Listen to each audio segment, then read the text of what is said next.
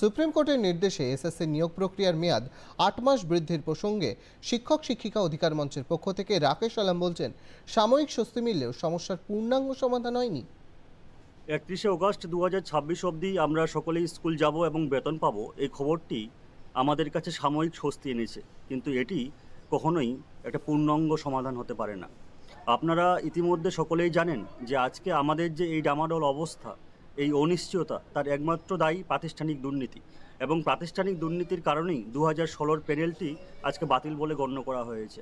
এবং তার সঙ্গে মহামান্য সুপ্রিম কোর্ট যে রায় দিয়েছেন, সেখানে 31 ডিসেম্বর ২০২৫-এর মধ্যে এই নিয়োগ প্রক্রিয়াটি সম্পন্ন করার কথা উল্লেখ ছিল।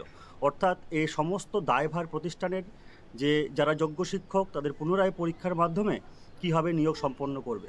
যদি কমিশন বা রাজ্য সরকার নির্ধারিত সময়ের মধ্যে তাদের এই নিয়োগ সম্পূর্ণ করতে না পারেন, তাদের জন্য যদি পর্যাপ্ত কিছু সময় লাগে, তাহলে অবশ্যই তারা সেই আর্জি নিয়ে সুপ্রিম কোর্টে যাবেন।